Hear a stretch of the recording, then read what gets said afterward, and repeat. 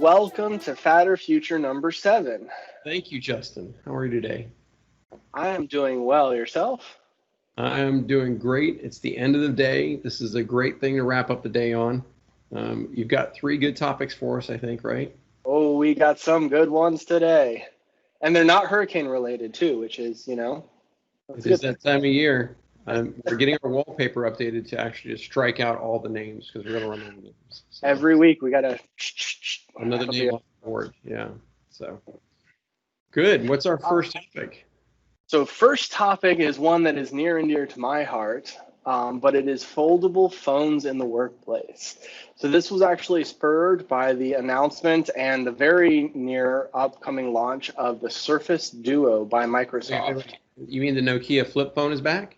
No, there is no Nokia involved. All of the Nokia engineers have so gone, they've gone so far away. But that's okay, because Microsoft's been working on this for 5 years.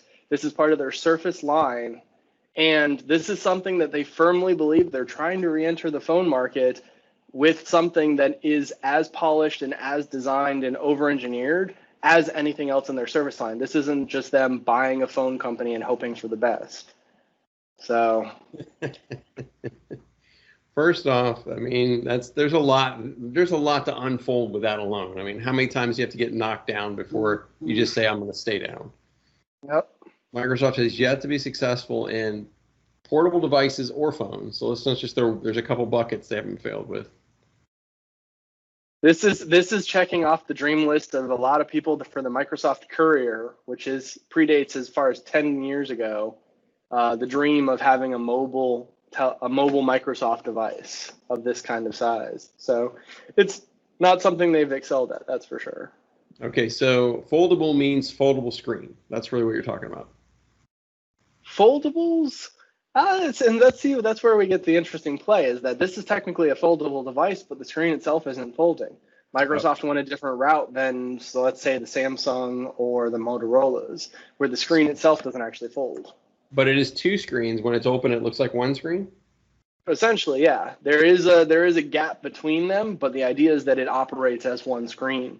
And Microsoft has done a lot of legwork relatively impressively on their own line of apps to help bridge that gap and operate apps that are going to utilize both screens at the same time. So are we doing a fatter future on whether Microsoft releases a successful mobile device? Is that the fatter future? I'm saying the fatter future is the vision that Microsoft is pulling. So they are proposing this. So a little bit of backstory on this. If you listen to Panos Panay talk about it, he refuses absolutely to call this a phone. It is a mobile device first and foremost, and a productivity device quick second. It is something that is designed to work for you and use that for engagement with the apps and especially the productivity devices and services that Microsoft provides. It's not a phone. And whether or not that is something that is actually going to come to fruition is definitely one of the biggest parts of the debate of the Surface Duo. Is this going to find a place in a world where we are used to having a phone that does all of these things first, and then productivity is second? If I need to just hash out a quick email, I can, but it's not really. I do agree. I've talked to people about this before. I believe Microsoft envisions a world where your phone number is gone. And I think we're moving there, right? Your phone number is no longer relevant. You're just you're active or not active on your device, and people can connect to you through your presence ID, whatever that might be. And so I do. Microsoft, they've shown it with Teams. This idea that I don't need my phone number or my email, whatever it is, moves with me on my devices. I don't have to be tied to a device. I can be connected to, whether I'm on my desktop or my laptop, I'm on a portable device.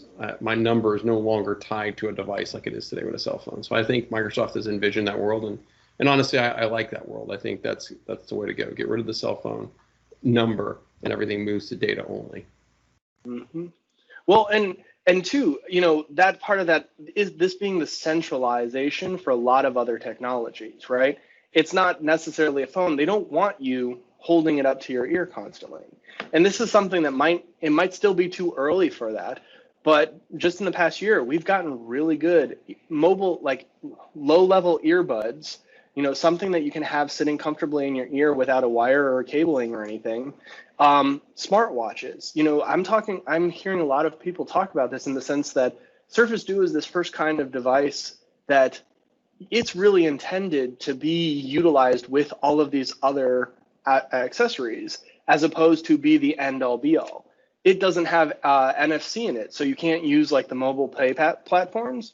One of the biggest arguments is, well, you should have a smartwatch by now if you're of this kind of mindset, and you should be doing your NFC through that. If you're taking phone calls, you shouldn't be taking phone calls on the device. You should be taking phone calls through your earbuds that are either constantly on or near you.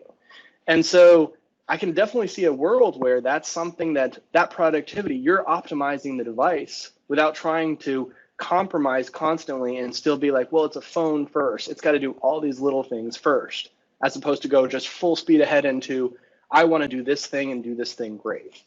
5G could be the last piece of the puzzle. It opens up the door to now you have large data networks covering everything. All right, and that's the one thing of them. You're going to have to wrap this one up. I will say this is honestly, I think that this is the future. I think that this is going to be, the Surface Duo 1 is not something that's going to be a success by a lot of people's standards, but I think that this is just the beginning of the show, much like the Surface 1, the Surface 2 were just an instigation of the mindset. So I'm going to say future. Okay. All right. I'm going to call it a fad. I'm going to tell you HP tried this, several years ago, this whole idea of a phone PC thing, but don't think it's a phone and all that stuff. You could say Microsoft might be ahead of their time. I'm just going to say they're not good at executing these products. I love Microsoft, don't get me wrong, but I'm going to call this one a fad, and we've got a little ways to go before we get there, but we'll get there someday, but it's a fad. Hope springs eternal. I'm going to keep going for it. Okay. All right. What's number two? So our next topic is, this is a doozy as well. We've just got a packed episode this time. This is the future of technology in schools. And in addition to that, what exactly is going to happen and kind of the long-term results from that? There's constantly these shifts going on with remote learning, trying to keep classroom attendance up, this whole debate versus e-learning versus in schools and anywhere in between. What are your thoughts on that? I know that you're definitely in the thick of it right now. As a parent with kids in school, I have to say that this is an area that just severely lacks and needs that help, needs that nudge forward. And I hope that we can be catalysts to see things be successful. But yeah, the bottom line is that schools are having to be able to pivot quickly. Do the kids stay in school? Do they work from home? And now they're trying to figure out how do we have this kind of, in some cases, hybrid model where they're meeting the needs of kids, whether they're in the school or not. So, that's the question. In this technology play that's going on, is it a fad that really we're just going to move back to brick and mortar schools and everybody will be back in a school, or is this the future where there's very much a flexible option of whether you want to be in school on any given day or just do your classes wherever you're at? And it's a tough question. It's definitely a tough question, and schools really aren't alone in that too. I mean, businesses all over the world are dealing with this realistic of what actually needs an in-person presence for. What does an in-person presence mean in lots of these things? Who knows? Like maybe some kids might be better adapted for e-learning than others. There's one even past this. Like that's what I think is really wild is that once we get past okay, this is the way it's always been done, this is the way it has to continue being done, it opens up this whole broad spectrum of, well, what is the best fit for a personality type or a learning type in this case?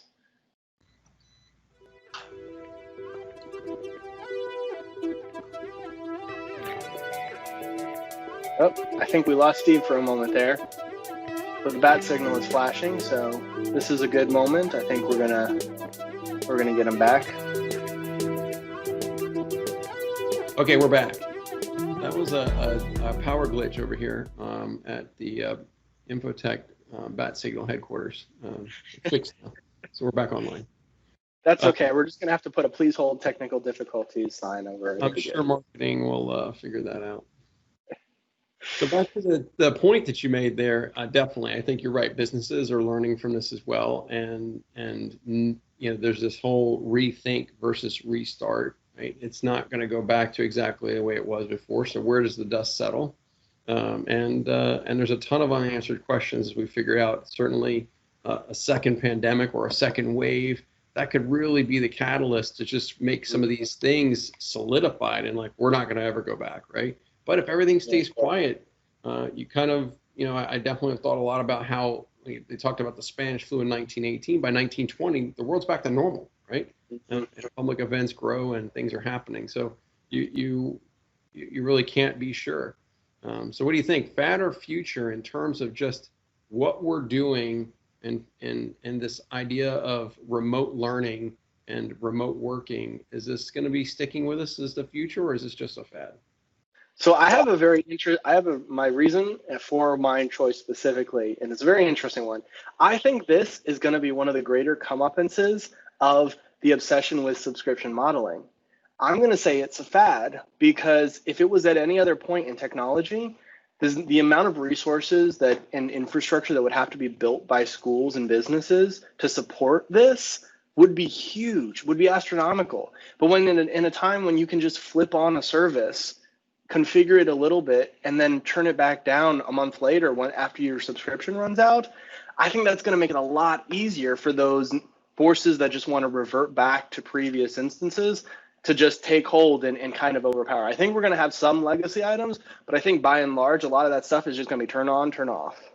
I'm going to agree with you, actually. I'm going to say it's a fad, too. I think at the end of the day, the ability to convert such an environment in terms of the number of teachers, the administration, the buildings, and move all this to a different model, it's not going to happen anytime soon.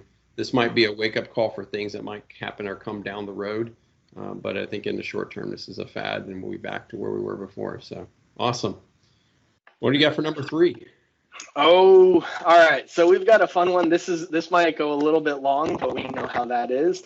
So for those of you that might not have heard, Apple and Epic Games, which is the creator of Fortnite, are locked in, I would pretty much say, a epic battle between the two of them in regards to what is allowed in the app stores of mobile devices. So Epic actually made some changes to Fortnite to try to bypass Apple's 30% required cut of all in-game purchases. Apple kicked them out of the App Store, and it basically led off to this whole very, very structured, very marketed, very planned for public battle between the two of them in how should mobile environments be managed. And this is going to have repercussions. A situation where somebody might back down, right? When the first salvo was fired, you thought, okay, someone's going to back down. This isn't going to go on. But neither side is backing down. Yes, and apparently there was a lot of like backroom chatter between the two companies to the point where like it was a known sequence of events. Epic knew exactly how Apple was going to respond and the timeframes they were, and vice versa. I think one of the few surprises in that whole thing was the marketing video that Fortnite released. But other than that, this has been a very planned confrontation. But I mean, it is kind of like a mouse going up to a T-Rex and saying, "Hey, I'm bigger than you." I mean, Epic's not small, but at the same time, they're no force with what $2+ trillion in market cap. Apple. I see. I would say it's not quite the mouse going up to a T-Rex. It's more like a human going up to a T-Rex, and you can't count the human out. And the downside is that a lot of other mice, like really, really small developers, are starting to feel the repercussions, or starting to fear the repercussions at least. So that's one of the big things. 30% cut of everything going through their store, which is pretty tangible. But that's what this is about, right? That's at the end of the day what it's about. At the end of the day, it's that monopolization of the App Store. There is literally no other way for you to put an app on an iPhone, on an iOS mobile device. On Android, you technically have other methods. You can use the Samsung store. You can use other things. On a Mac computer even, or especially on a Windows computer, you have dozens of different ways to put your software that you want, that you purchase and support onto your device. But at the end of the day, this is where Apple is getting its confrontation, and it's been constant over the past month. They don't let anything else control that. They are the gatekeeper, absolutely. And there's some pros and cons to that, and we can see, that's what Epic is arguing against. But what do you think? Do we think that Epic is actually fighting for the side of the right, or are they just looking to get their money? I feel like Epic is rooting for the underdog. I feel like there's a little bit of that going on. Epic's done some things in the market as far as making their gaming engine pretty easily available.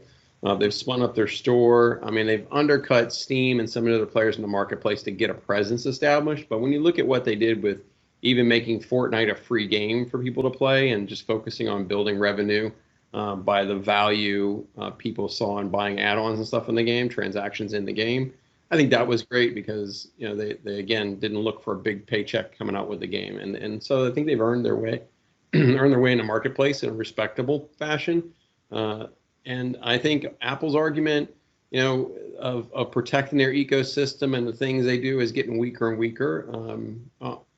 From the developer side of this, you used to be able to say that the internet was an open place and you could get out there and make your own opportunities. But the reality is we have big companies like Google, Amazon, and Apple that control the marketplace now.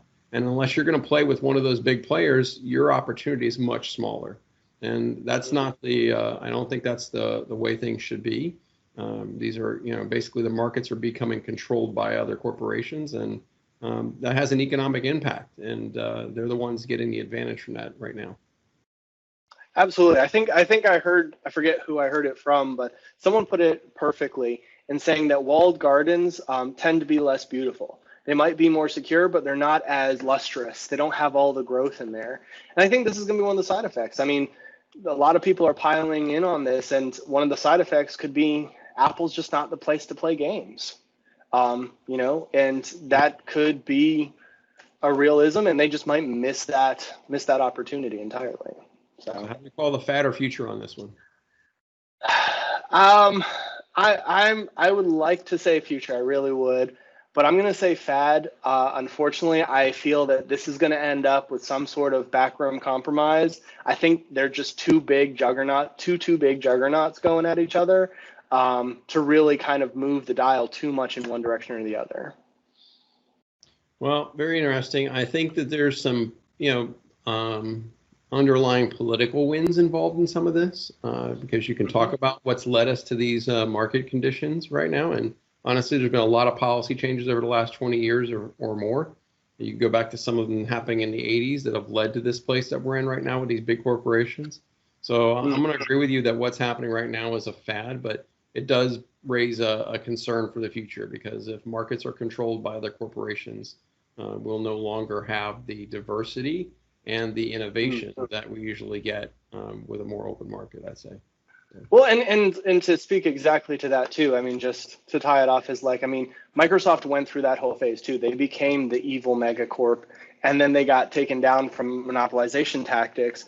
For the longest time following that, all these new mega companies, Amazon, Facebook, Apple, they all are loved, and we're starting to see chips in that armor. And I think this is one of the biggest chips to come out of Apple's armor in a while, to the point where, okay, they're starting to get like Facebook. We're not being, glossy-eyed in view of these major technology corporations anymore. All right, good stuff. Well, that was a great episode. A lot of good stuff there. I can't believe we fit that into our time slot. I think we're a little bit over, but not too bad. So close.